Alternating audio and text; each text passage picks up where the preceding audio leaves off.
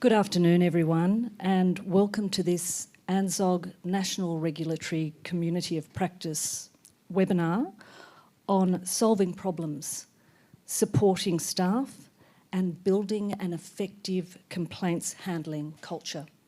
A really interesting topic for discussion today. I'm Elizabeth Tydd, I'm the New South Wales Information Commissioner and CEO of the Information and Privacy Commission, and I'm joined today by a wonderful panel. I'd like to open the webinar by acknowledging the First Peoples from all of the countries and pay my respect to them. We honour their wisdom and their stewardship of traditional lands, waters and customs, which enrich us all. Before I introduce our speakers, a few points about the webinar today. All of the webinars are recorded and will be made available on the ANZOG YouTube channel. We'll also be preparing short videos on key points that you'll be able to access through ANZOG's social media platforms.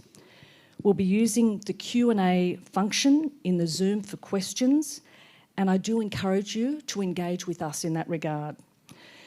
We'll be leaving a good chunk of time at the end for those questions, and our speakers will then engage in a discussion on those questions.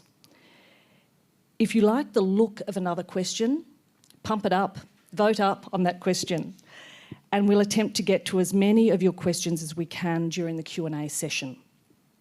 Our presenters have generously agreed to answer in writing a selection of questions that we don't get to today, and this resource will be added to our webinar recording and will also be available on the National Regulatory Community of Practice website.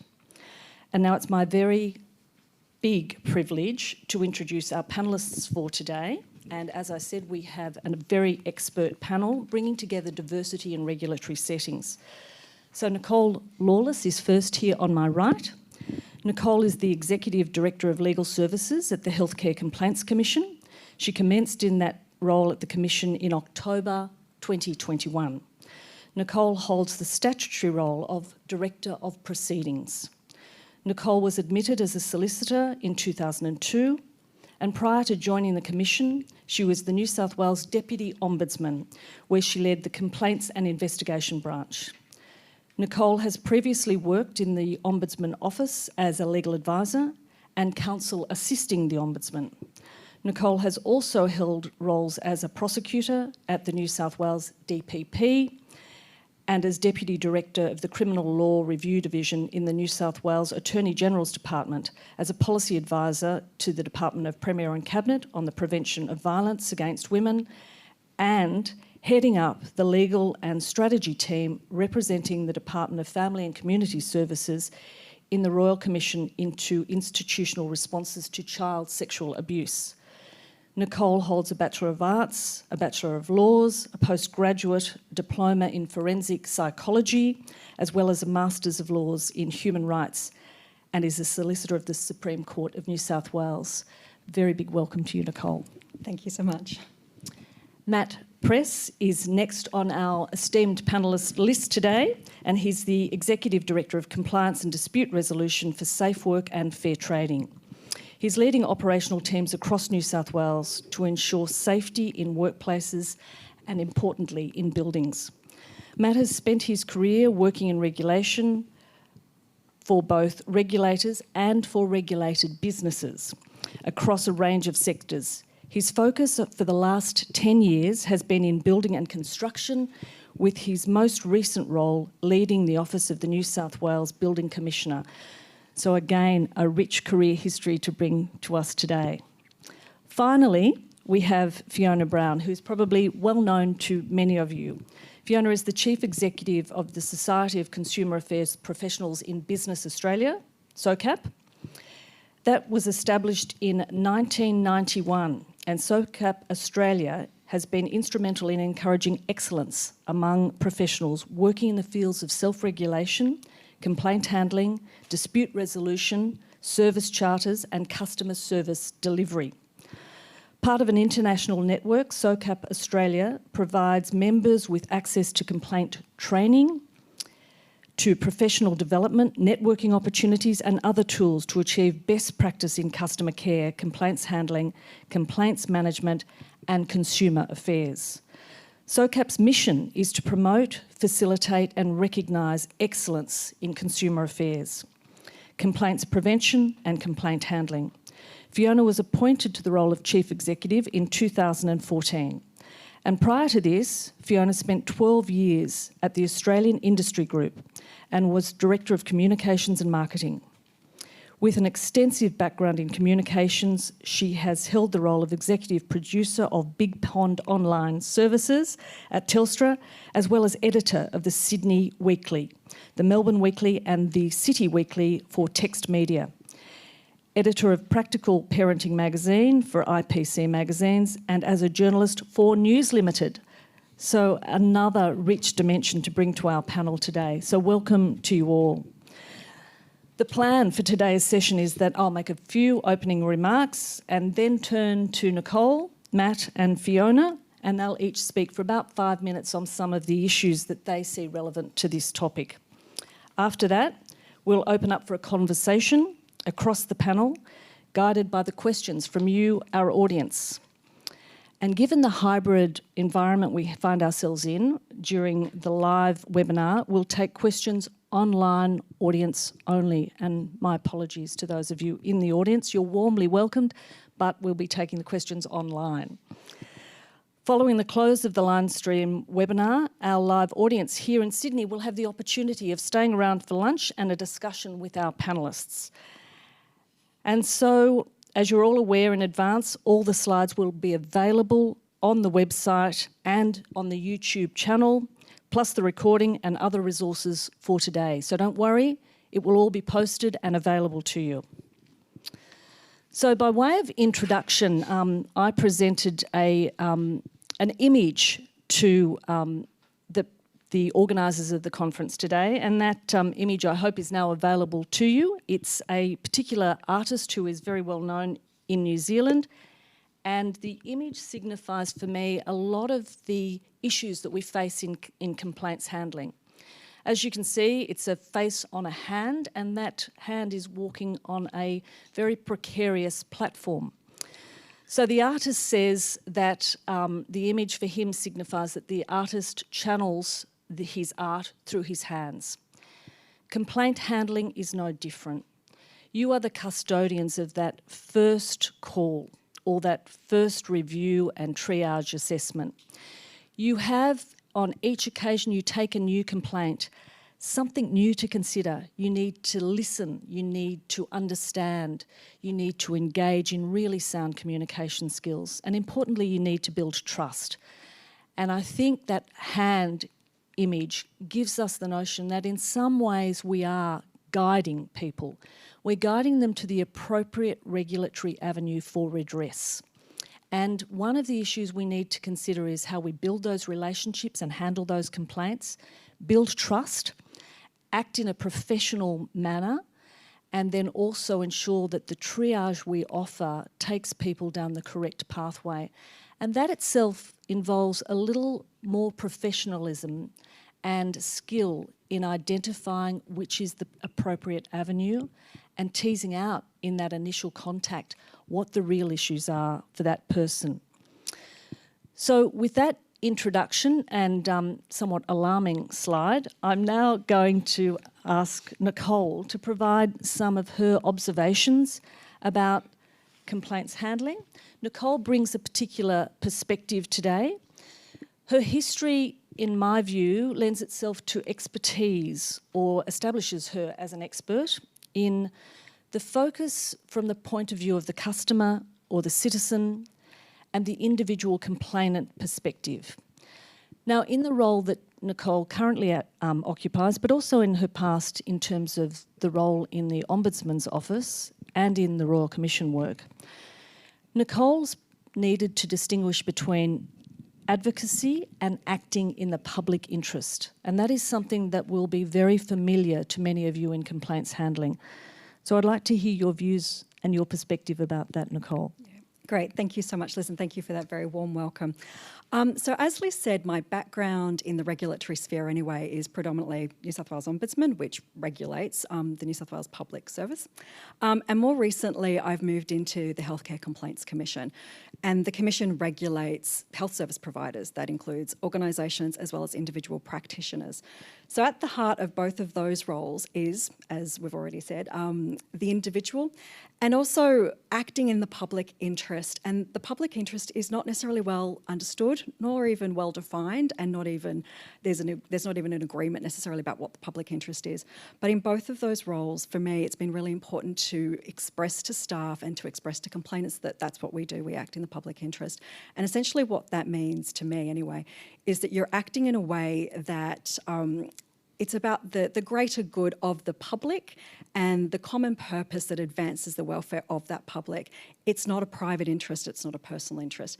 And that can be a difficult conversation sometimes to have with people, and your interests might align with the public interest or they may not. I think that that's a fundamental important conversation to have with people, at least at the outset, so that they understand that you're not necessarily going to resolve the complaint the way that they want it resolved. And that kind of goes to, I'm sure, what we'll talk about later, which is managing complainant expectations. One of the things that I wanted to talk particularly about in this sort of opening session is around the human that's always at the centre of a complaint, and particularly in the jurisdictions that I've worked in, that every complaint and every complaint journey has a person at the heart of it. And for that person, even just the fact that they've made the complaint can be a massive hurdle.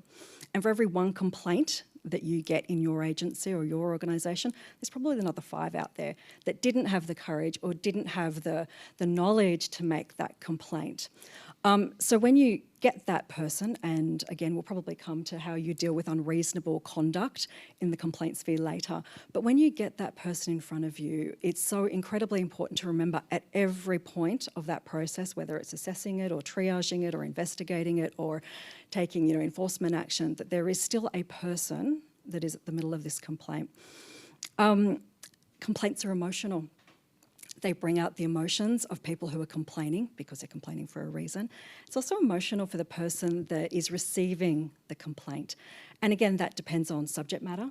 It depends on the expertise of the person who's handling that complaint, how long they've been in the role, how long they've been doing this kind of work, their own, experiences with complainants or again, the subject matter. And it can be an emotional and volatile time. And so there are tools and there are skills that you can use to try and mitigate some of that tension or some of that emotion that might come with complaints.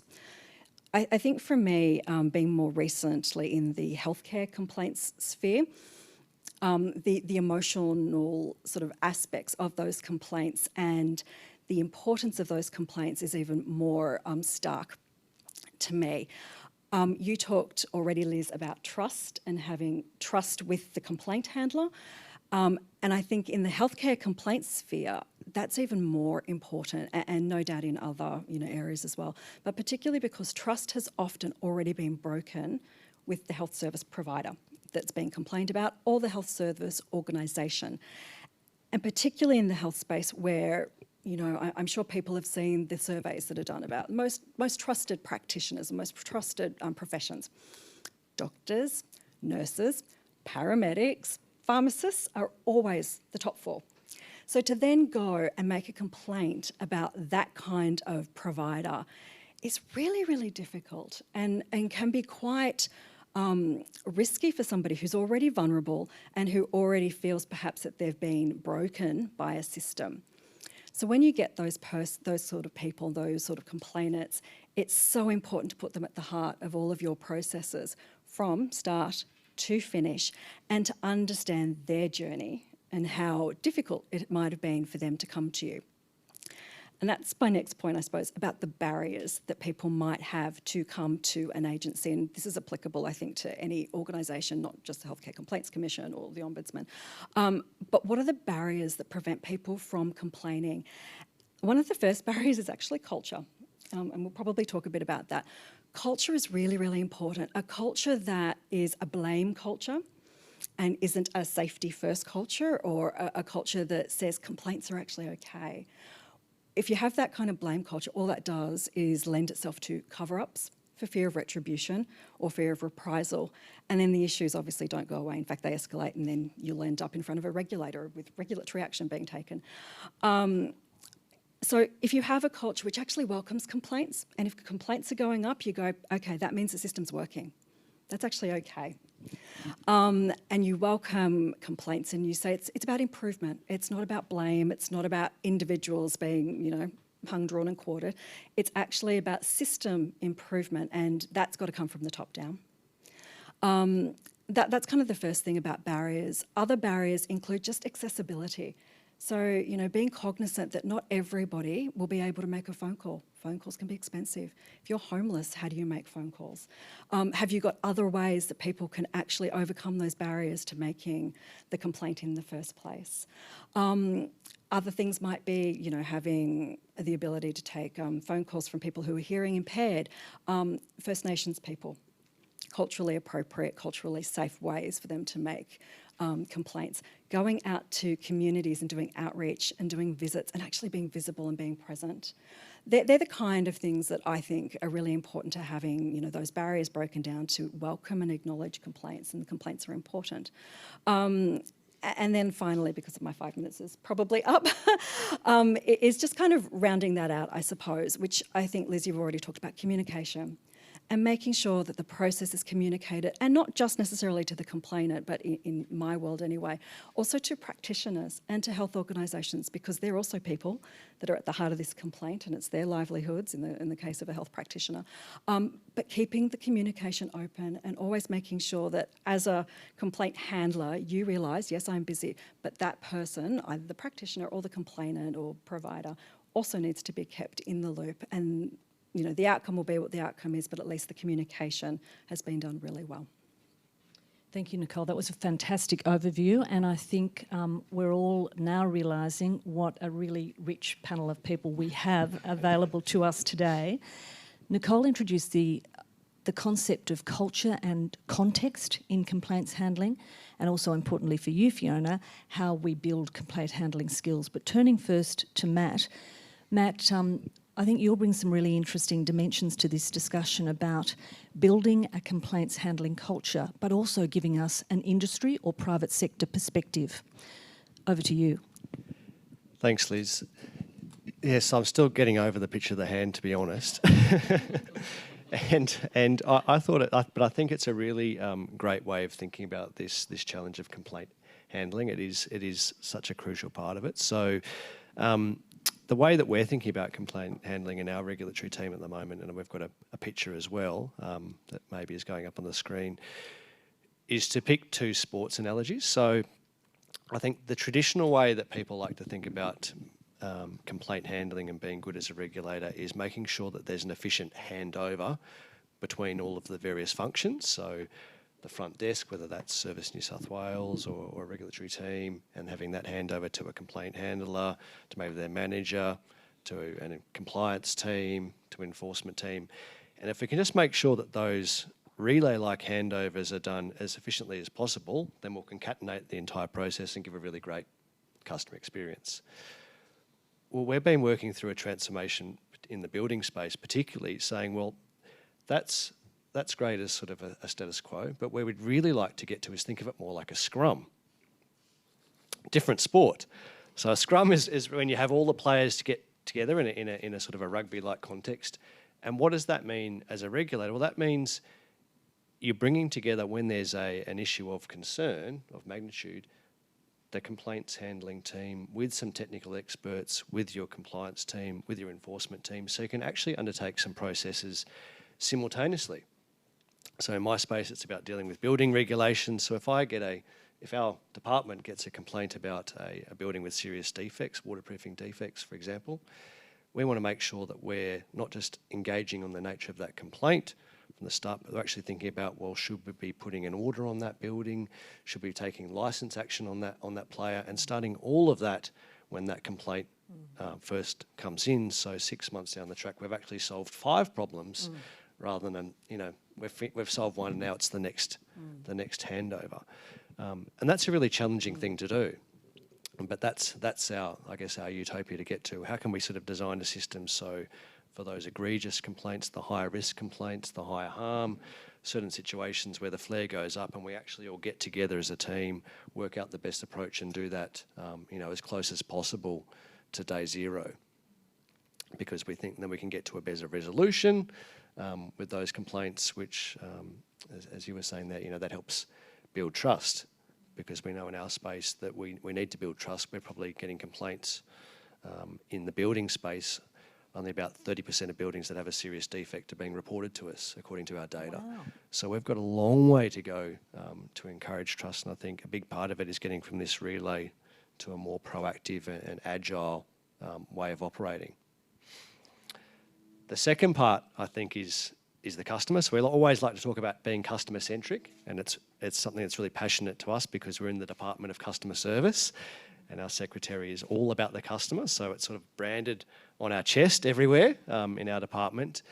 But in the context of complaint handling, that means, truly living and breathing tell us once, so getting the bare minimum information we need right up front. If you think about the old school way when you contacted a department or a business and you have to listen through 9 different menus, press 1 for this, press 2 for that. By the time you've got to 5, you've kind of forgotten what 1 is. That was really efficient for the business or the regulator because they could triage straight away from you, but really challenging and a really poor experience for the customer. So how can we design our complaint, the way we ingest complaints to be simple, quick, tell us the bare minimum we need so we can actually get going with responding to the complaint rather than capturing information which you might not know it may not be even important. We might not need to know, the name of that builder or the name of the certifier or strata manager because of the nature of complaint. Yet we've got a form there so people felt compelled to tell us more. So let's just get the complaint in. We've had some good success in that space. We've got to speak up that for safety. We're now getting over 10,000 complaints a month. We've just hit our 100,000, so that's a lot of candles on the birthday cake. Because in 3 to 5 clicks, you can lodge a complaint, and so we can get on with responding to it. So I think this customer centricity, it's really easy to say, but very hard to implement both as regulators and also for businesses as well, because it's quite a lot of effort to make it easier for that other side. It's almost like that analogy where there's a duck and they're swimming along the surface, the legs beating away.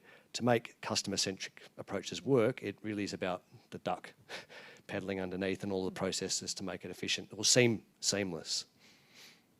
Thank you, Matt. That's some amazing insights there. The one that I think we need to pick up, and hopefully we'll come back to it, is the role that complaints handlers play in intelligence gathering, so that ultimately you have a really effective regulatory approach that's informed by every single input that you can imagine, and also your own data to look at trends. And increasingly, this notion of ensuring that we equip complaint handlers in a way that gives them every expertise necessary to fulfil their role is increasingly important, because we are relying upon them and as a source of intelligence, but also as a source of enabling us to identify how we remedy complaints and how it is from the customer perspective. Now, Fiona is an expert in complaints handling from a professional perspective, and that's another reason for NRCoP ensuring that we have this brilliant panel available to us today to ensure that all complaints handlers know that they're supported and well equipped with a professional backing to undertake the really important work that they undertake. So, Fiona, over to you for some best practice tips and also for your observations about the renaissance of complaint handling. Thanks so much, Liz. I absolutely love this topic. It brings to the fore everything that SOCAP talks about, which is really the renaissance of complaints handling. There's so much value in the richness of understanding complaints and understanding the feedback.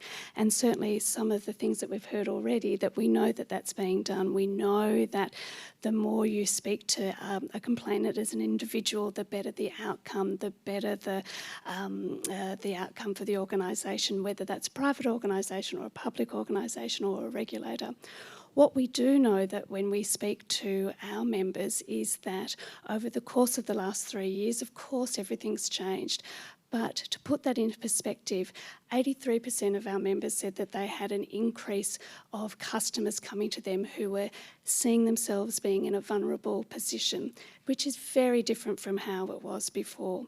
Now, what that means is that the role of the complaint handler, and at SOCAP we like to say the complaint professional, because it really is a very seasoned, experienced role being a complaint professional.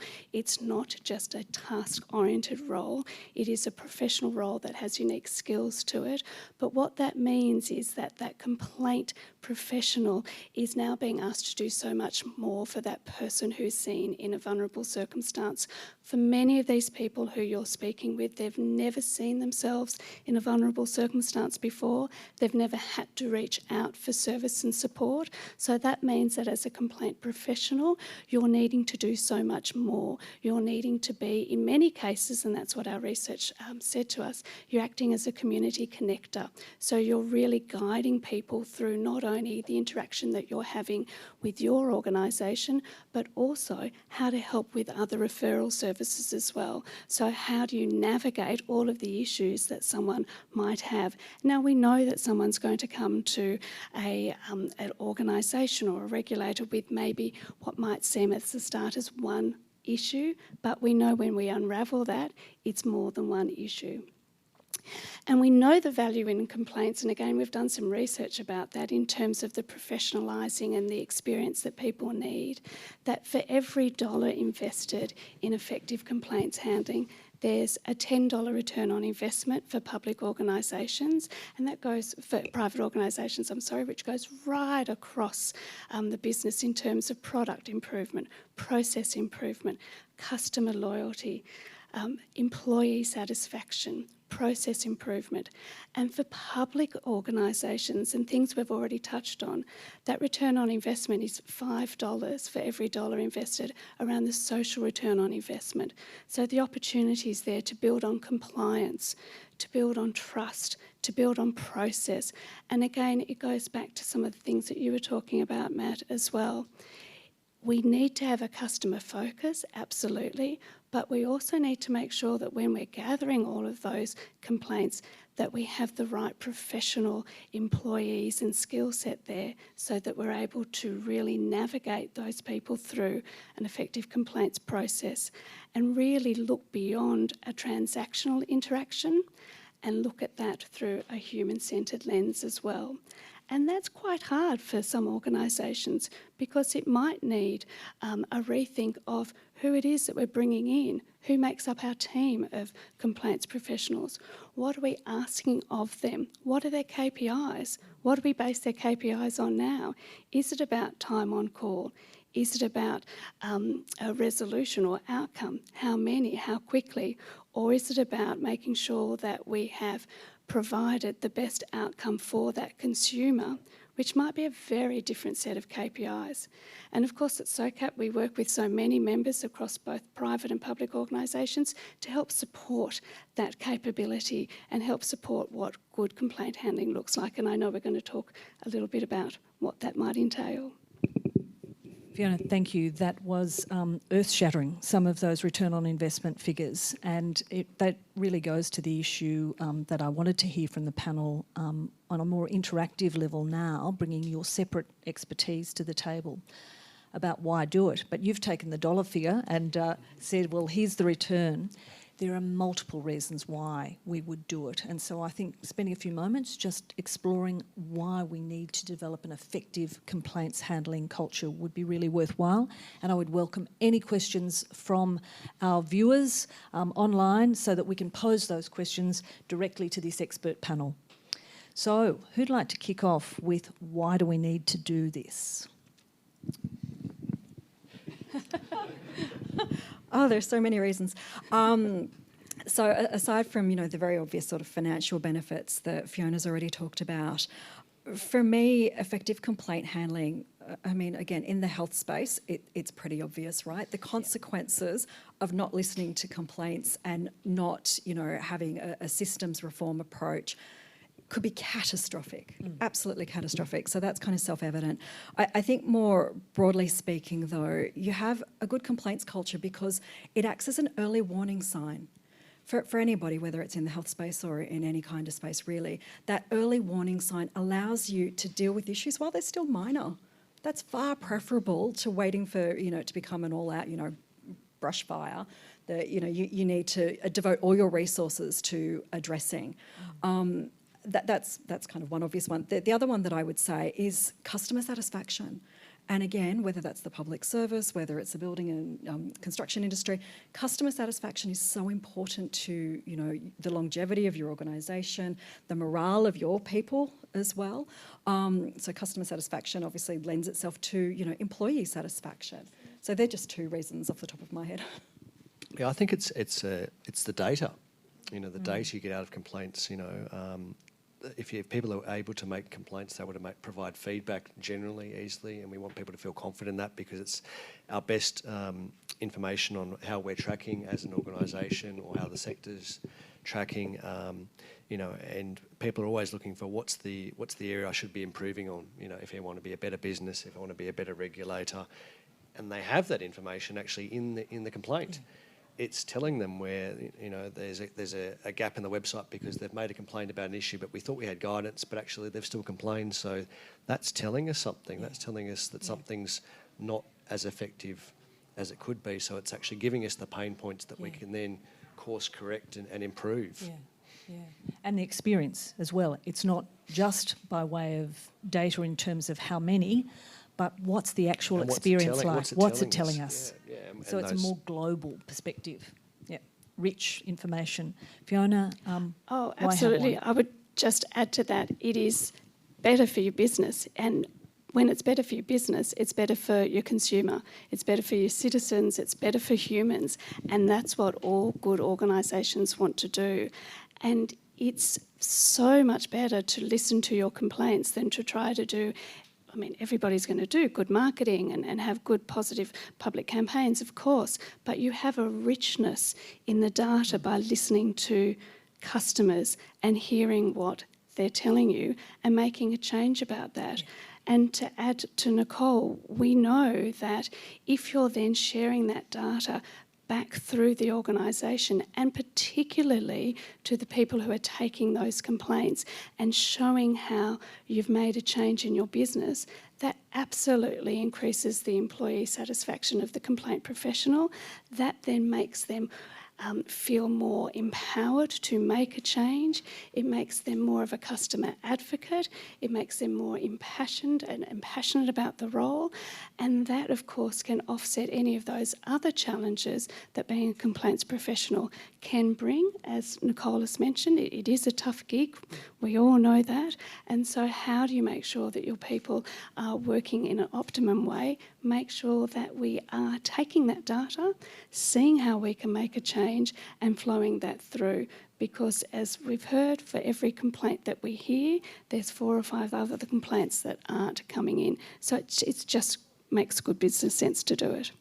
Yeah, I think we've also got to share that data too. So it's not just going to be inward facing. The entities that we're regulating, they need to see that data as well because it's a reflection of their performance. Whether it's a health practitioner or whatever. So they need to have that same visibility of the data because they're also responsible for that performance. Absolutely, that's a really good point. We have a great question from the audience here, and it really goes to the issue of culture. The question is around your advice, how you'd provide advice to the audience about when a complaint comes to the investigator and potentially there's a culture that develops of the regulator now owning that complaint, and there's a distance clearly between the regulator and the complainant. What do you think about that culture? What observations would you make? It's a fine line. It's sort of a little bit like the public interest and the complaint. So perhaps if I start with you, Nicole, in addressing that question? I think perhaps I covered it a little bit earlier when, for me, there is that public interest threshold, but also it doesn't mean, though, that you forget or you ignore or you don't communicate with the complainant or the person being complained about. And perhaps that's different in other spaces, but for me and particularly, Ombo or Healthcare Complaints Commission, that's still at the heart of trying to bridge that gap. But also noting that at the end of the day, we've got a statutory regime that we need to comply with, and potentially, that matter may not go, as I said earlier, it may not go the way that the complainant wants it to go, but, if we can express what the reasons are, why did we make that decision? Help them to understand that perhaps, there were these various reasons why it didn't progress. So it's communication. Yeah. So what I'm hearing in that response is constant communication, and also being clear, being transparent about what you can and what you may not be able to do. Any other observations? Yeah, look, I think that is a really tricky one, because I think we'd like to share more, but we feel that we have to protect that information, because we don't want that investigation or that prosecution or that compliance action to be disadvantaged by oversharing. But then that leads to the customer having a really terrible experience, because they think, well, I did make a complaint and nothing happened. And then, I got an email 2 years later and they finally got back to me, and then they said it didn't go forward. And I think they've just been sitting on that for 2 years. And actually, we've been busy, we've been working hard. So how do we get better at communicating progress, being clear, manage expectations up front? But it's not all going to be a quick fix. It's not like getting your washing machine fixed when you take it back to the department store. These things can take time to work out, if is there a significant regulatory issue or not. And then, like you say, at the end, communicating our reasons why as clearly as we can. And I guess our challenge is to make sure that even if we don't give the customer the response that they would hope for, that we can still leave that relationship and they feel satisfied, they feel that there's trust and respect there with our decision. I think that's the metric we're after, and that's the thing that I think a lot of regulators we can do better at. That's a great answer, thank you. I think trust is at the core of all of this, and it was our beginning and it's our end. Fiona, any observations from you? Oh, look, I totally agree. I would further say that not only the communication at the end about what might be a resolution or the outcome, but really explaining what the process is, because while it might be an everyday occurrence for you as the regulator, it's not for the individual who's having that interaction with you. So explain the process, explain what might happen, explain how long it might take. And even if nothing is happening for 2-3 months, 2-3 weeks, have a communication point to go back to that complainant, to let them know. As you said, if you don't hear anything for 2 years or 2 months, or you just think, oh God, it's been forgotten about and I'm not important, but I am important, and you coming back to me to say, you know what, this is still in process, but we just wanted to check in and let you know, builds so much trust. And that goes back to remembering that people are at the core of complaints. It's an individual, so bringing it back down to that, I think, goes so much to the customer-focused view. Now, that response, Fiona, has enabled this second really meaty question to be asked in a context. And that question is about what are the panel's views as to the similarities and differences in complaints about the organisation itself as a regulator versus complaints about the regulated entities. Are there similarities? What are they? Are there differences? What are they? I think you two might be better to start that one off.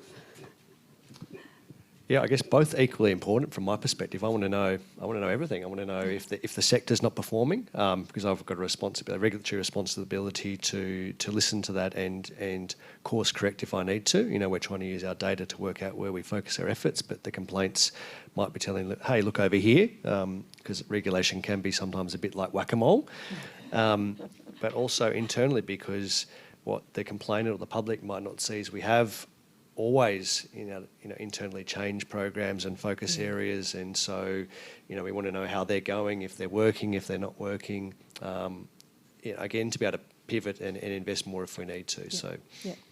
And better support that frontline complaint handling function. Is it training? Is it more staff? Is it something that is just not getting through what's going on there? Any observations that you would make, Nicole? I think that you need to practice what you preach, right? Yeah, absolutely. So, again, at the Commission, we are responsible for regulating health organisations as well as individuals. And I would expect that, equally the standards that we hold them to are equally applicable to us, and complaints about us, and that they are dealt with appropriately, and all the things that we've just talked about whether it's constant communication, whether it's managing expectations, that they apply equally internally as we would expect them to apply to the entities that we regulate. One of the things we've been doing recently is have some customers that have had poor experiences actually present to our executive, so that everyone across, Very brave. across the team. Well, it's about being vulnerable, right, and seeing that human impact of the experience, and so that's been a really powerful way for people to understand from the customer's perspective, where our performance might have been lacking and the impact that it had, and give us a real focus point to try and improve and do better. Matt, that's a fabulous initiative, because in home building, for decades, what we've seen is the equivalent of a Royal Commission. And that's where we hear what the experience is like from the consumer. Here, you're ensuring that we don't head down that pathway. You're grabbing the information from them very early on and presenting it in a very real way.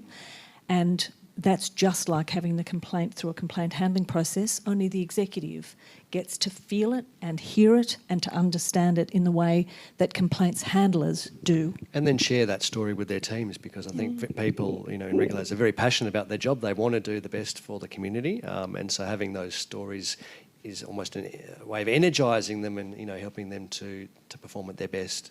And new insights, new and current insights, really important. Another question that I think comes from a slightly more academic perspective, but a really interesting one.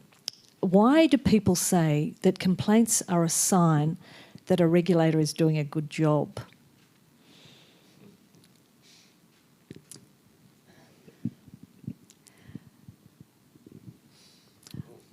I'm going to just take a different angle to that. I think, as we touched on before, that the view of complaints needs to change. Complaints are a good thing. We talk about the old saying of complaints are a gift. Now, that can be a bit old-fashioned, but we need to change the culture and not see that it's a battleground, that getting lots of complaints means that we're, bashing lots of sticks. That's not necessarily the thing. What it does mean is that we have consumers who are feeling that they are empowered enough to put their hands up and have accessibility to raise an issue and have that be reviewed to whatever outcome that might be. So I see it like that. Yep. From a regulator's perspective, there might be a different one, but I see that as a good thing. Yeah, I think it depends on where your starting point is. So, like I mentioned, I know in the building space, for example, that we're not getting all the complaints. We're not getting a true reflection of the harm or the experience out there. So we need to get that up to a better footing. But then we need to absolutely put downward pressure on those complaints, because that wouldn't be we wouldn't be doing a good job if it stayed at that high amount. So I think it depends on where you're starting from. If you've got good trust, if you've got good flow of information, then they should be heading down. But sometimes you don't have that, so you've got to build before you go back down.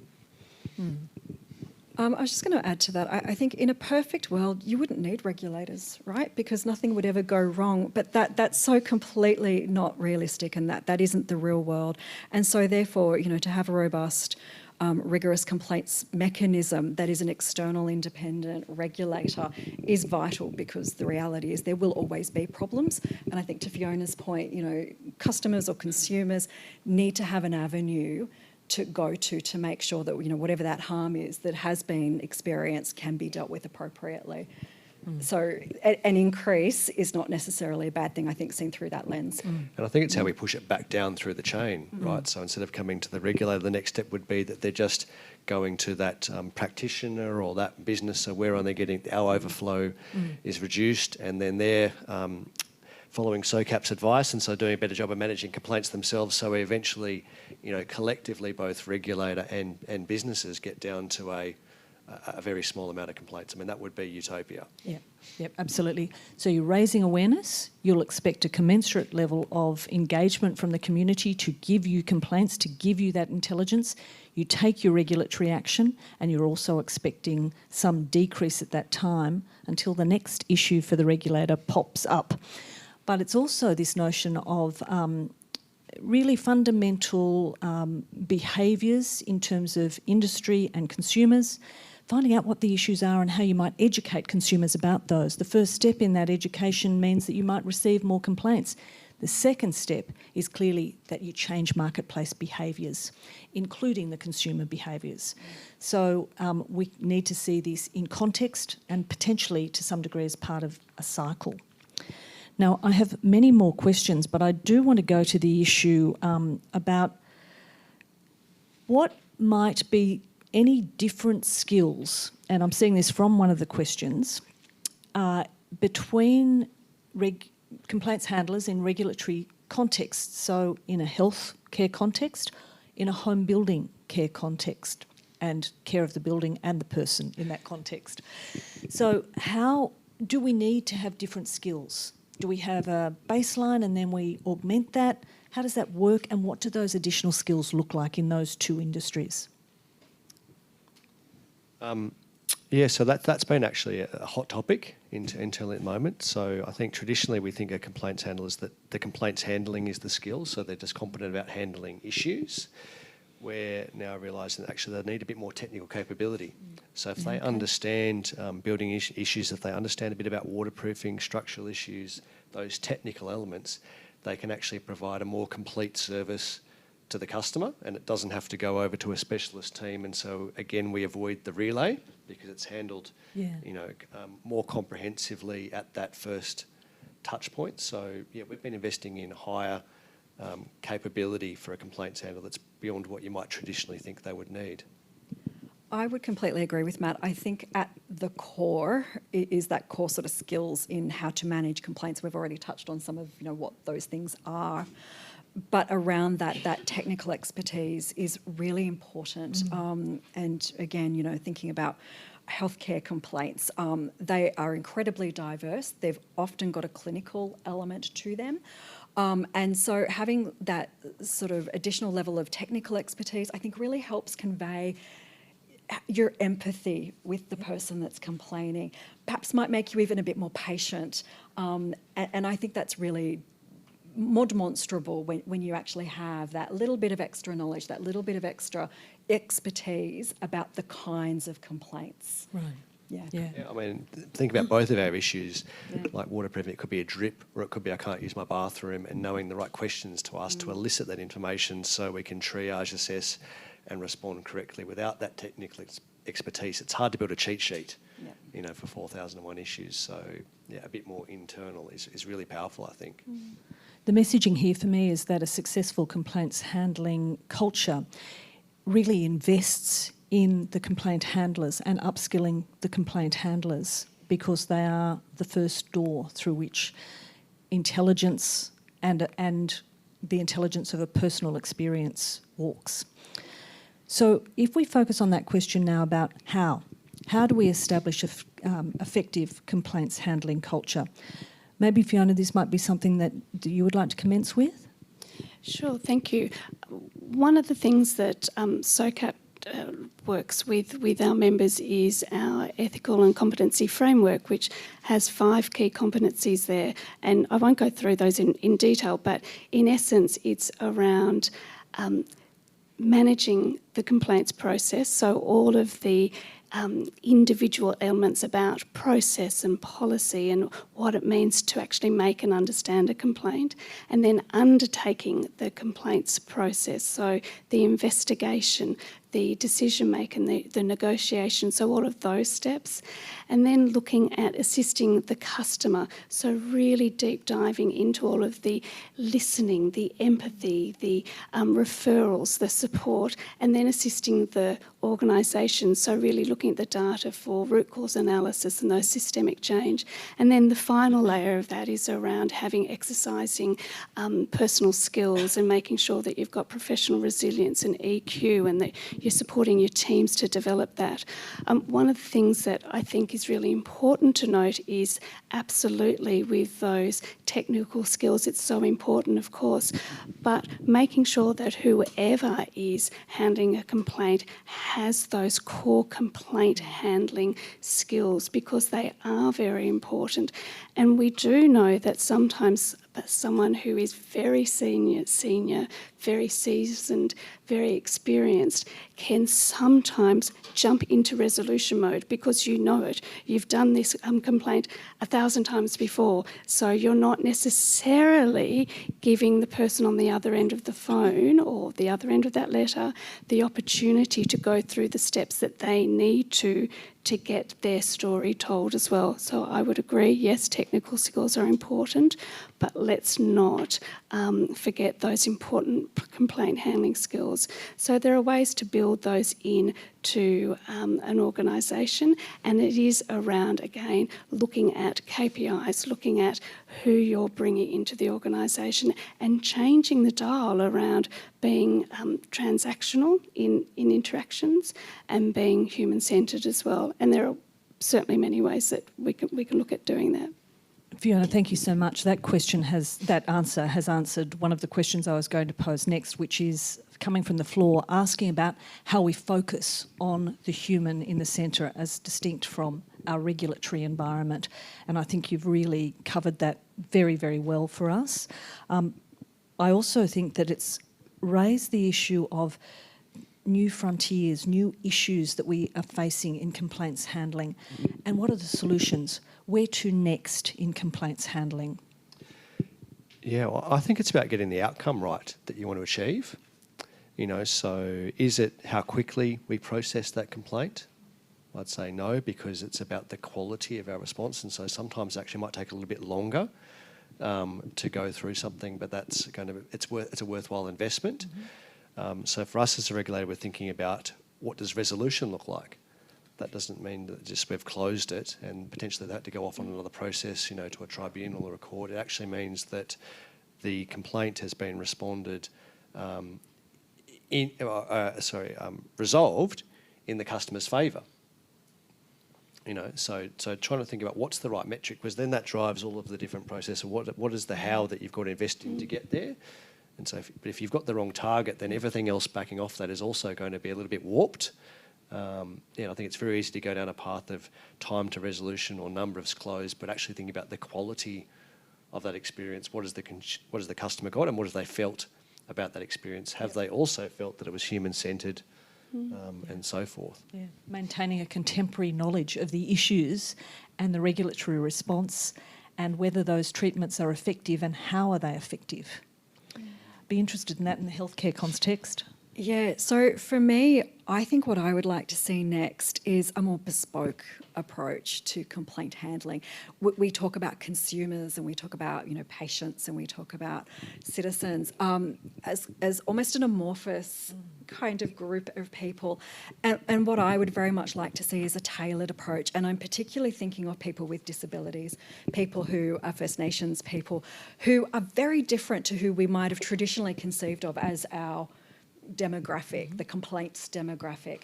And it's how do we tap into that? How do we become more accessible? How do we become bespoke? Because what works over here really might not work over there for that person, whether it's how you get them. I talked about barriers before. Yeah. The barriers might be different. The challenges are different. Their approach might be entirely different. You might have to, particularly in First Nations communities, you might have a completely different approach. How is it culturally safe?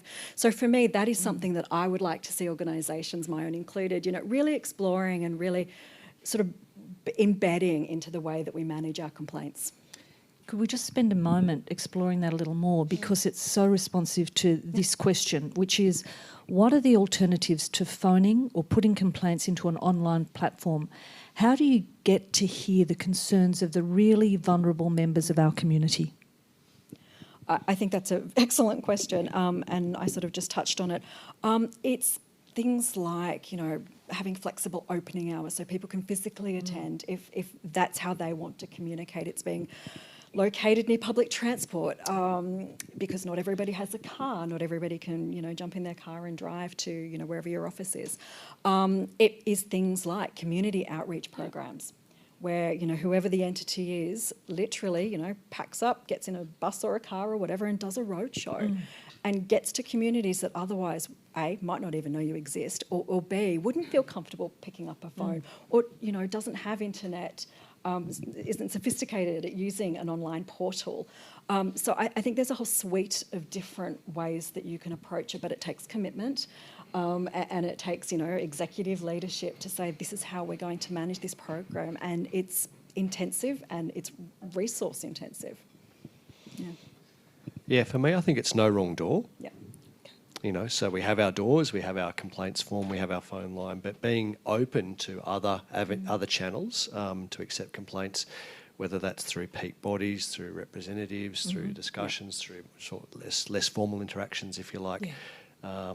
So that, we have an open mind to accepting a complaint and being comfortable to deal with it, even if it hasn't come in our preferred mechanism. Can I just say one last thing? You just raised an important point, which is written complaints. As regulators, we love written complaints. It's great. You can really sort of analyse it and whatnot. But for so many people, and, even some regulators have a statutory basis where you have to have your complaint in writing, but you can encourage people to perhaps make verbal complaints and you'll write it down for them. Being creative about how you get around that, I think, is really important. Okay, so we're coming to the pointy end, to the conclusion of our presentation, and that means the pinnacle of your insights from each one of you, very briefly. With the gift of hindsight and your experience in complaints handling, what are the one or two things that you wish you knew when you first started on your first compliance plan? I would say, if I was giving advice to somebody, starting out in this kind of career, it would be to really sort of immerse yourself in the tools that you have at your fingertips to deal with people that are right there in front of you, not necessarily literally, but, on the phone. And by that, I'm talking about having the kinds of skills to deal with unreasonable complainants or unreasonable conduct from complainants. It's knowing when to say no, knowing when to say, I'm not comfortable with the way that you're treating me and we're going to terminate this conversation, having the confidence and the skills to do that. Those kind of things I think are so fundamentally important when you're starting out, so that you can, Fiona used the word professional resilience, so you can continue to have that professional resilience and not get burnt out and not exit the complaint handling realm. Knowing that early on and having that sort of comfort and those tools to draw on, I think, is so important, because I don't know anybody that operates in the complaint handling space that hasn't had a difficult complainant, right, at some point, and in some, spheres probably more than, nice complainants. And it is tough. And so I think drawing on that early on and knowing when to, limit contact or when to limit content is so fundamental. So that would be my piece of advice. Great observation. Matt? I think it's collaboration. So, if you try and do something on your own, you can be like one person in a rowing boat and you're just going to row around in circles. So you need to have that collaboration internally, so all of your key functional areas. Also with the stakeholders that you're regulating, or the businesses and the customers as well. You need that whole set, internal and external, being on that journey with you, so that you've got everyone pushing in the same direction and more people to, give half a chance that I might actually get there. Also leveraging off your peers in the regulatory network, forums like this, that we're all going through similar problems, potentially different phases, and so that's a great source of information. So I think, internally, externally, but that wide mindset about the people who've got to be part of the journey and can actually help you on that journey. Matt, this goes to the integrity of your belief in the scrum. So you're back there. Well done. Fiona? For me, I think what I would say is listen more, talk less. Just remember that people are an individual. It's their first time that they're doing this. It's not your first time.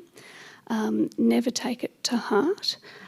You are an advocate for that person, and you can be, and that you're all part of the one tribe. It's not a battleground. Thank you very much to our panel today, and that is unfortunately all we have time for. Thank you to each of our speakers and to our audience, particularly for these fantastic questions that came in online today, and I hope we were responsive to your questions. I certainly felt like I learnt a lot, and that this panel in particular offered a rich array of experiences to the audience. And to the audience, as regular participants in these webinars, shortly you'll receive an evaluation survey. Excuse me, my voice held out until the very end. Now that will come into your inbox. Please take the time to fill it in. NRCoP and the community of practice really appreciate your feedback. Our next event for the regulatory community of practice will be a webinar held in October. It'll be online and it will look at guilty corporate minds, old and new approaches to regulating corporate responsibility. I think that's definitely whetted my appetite, at least, if not many others in the audience. And that will draw on the experience of the Casino Royal Commissions. And our speakers will be Dr. Elise Brandt and Justice Ray Finkelstein. Make sure you join our socials, LinkedIn and Twitter, to keep up to date with all of the events offered by NRCoP. And I'd like to thank you all for joining us today. Thank you and all the best. Thank you, panel.